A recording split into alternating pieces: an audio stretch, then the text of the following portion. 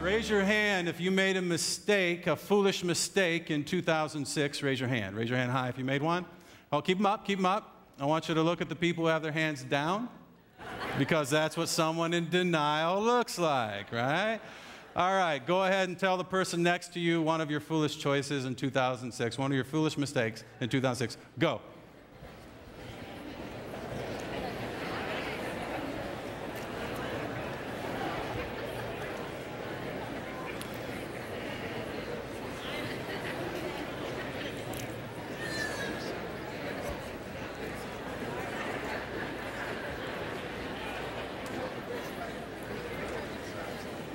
All right. Who has a funny one that somebody told you? Who's got a funny one?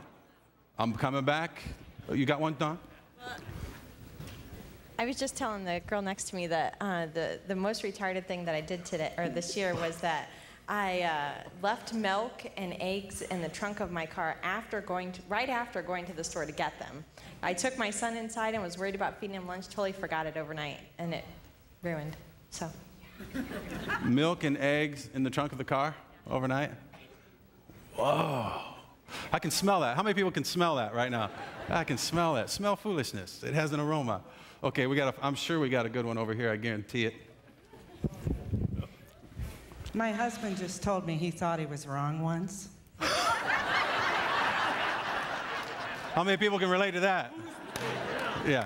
My grandfather said he was wrong once, but that's when he thought he was wrong and he wasn't. Anybody else got a funny one? Anybody else? Second auction. Anybody else? Bishop Bird. Do you have one? I got so many. Can you tell one on Kevra? Kevra, you want to tell one on... Wait. Kevra, you want to tell one on him? I got one. Okay. Letting you walk around with a microphone.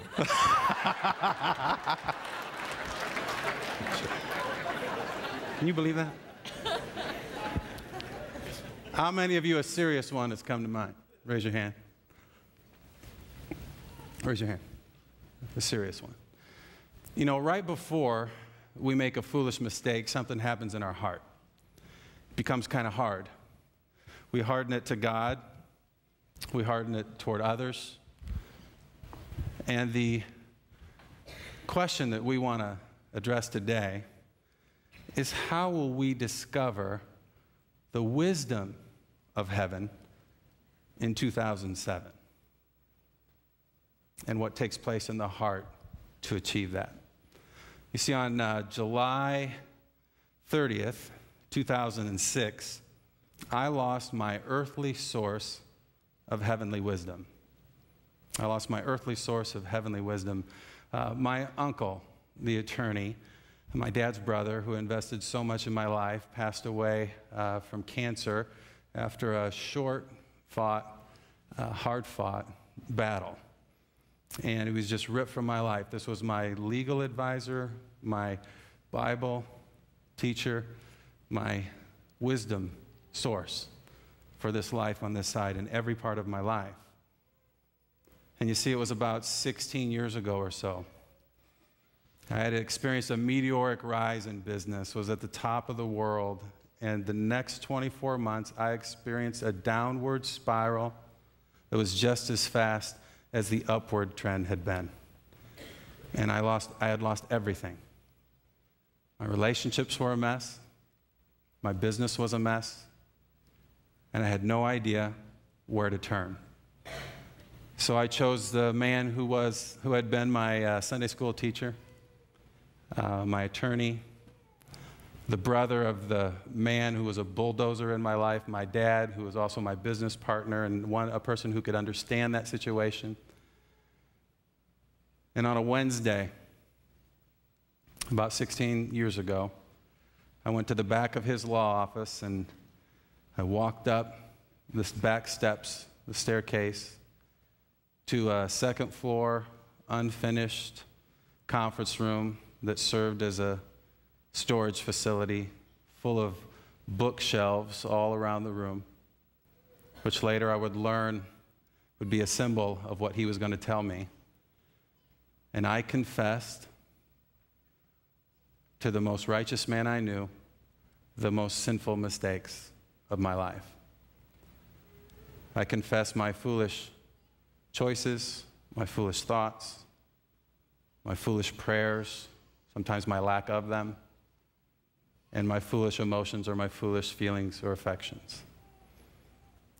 And that day, he introduced me to the wisdom of heaven.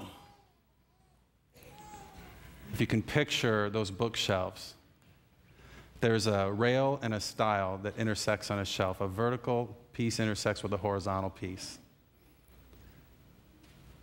And that leaves with it anytime a vertical line intersects with a horizontal line, that leaves with it 4 shelves or 4 quadrants or 4 chambers. Today I want to talk about that vertical intersecting with the horizontal, but I mainly want to talk about the 4 chambers of the human heart, of the spiritual heart,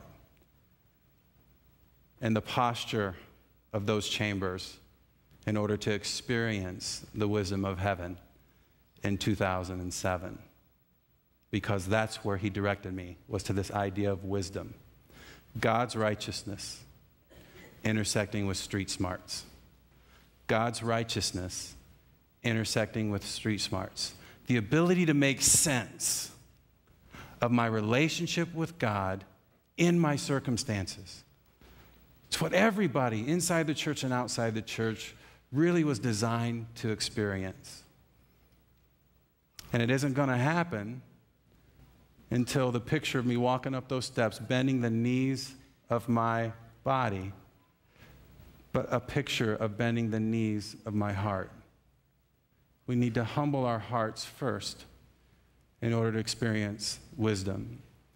You see, there's 2 kinds of foolishness that walked in the door today, and I've gone into both to extreme. And the first one is the vertical at the expense of the horizontal. God's righteousness at the expense of street smarts. You've heard the phrase, I'm so heavenly minded, I'm of no earthly good. And really what that is religion. I manipulate God and make it all about me. At the end of the day, I'm still in control of my life. Maybe that's you. Maybe you've gone to church 3 times a week, but you don't like connecting with other people. That's not what God's designed. The other kind of foolishness that walked in the door today is the horizontal at the expense of the vertical. It's being so earthly minded. You're of no heavenly good. Being so earthly minded, you're of no heavenly good. You want the street smarts, but you don't want God's righteousness. And so you've just worked at it, and you've worked it, and maybe you've worked that in the marketplace, you've worked that in your relationships. And whereas God's righteousness, apart from street smarts, is religion, street smarts, apart from God's righteousness, is recklessness. And I've lived that. And I walked in to my uncle's office with a foolish heart. And every Wednesday for the next decade, I would bend the knees of my body and the knees of my heart and walk up those back steps and go sit at a table and humble my heart to experience the wisdom of heaven. God's righteousness intersecting with street smarts. And today, that's what I want to talk about, those 4 chambers of the heart. And live in the sweet spot, to live in the sweet spot of where God's righteousness intersects with street smarts. How to make sense of my relationship with God in all my tasks, in all my relationships, in everything that I choose, everything that I think, everything that I pray, everything that I feel. And our theme verse today, if you want to stand up, is Proverbs 1:7. Please stand and we'll read it. It was the first verse he directed me toward that day. Proverbs means generally true most of the time, and this is the theme verse, the motto, scholars call it, of Proverbs. And it says this: the fear of the Lord is the beginning of knowledge, but fools despise wisdom and discipline. Let me say it one more time. The fear of the Lord is the beginning of knowledge, but fools despise wisdom and discipline.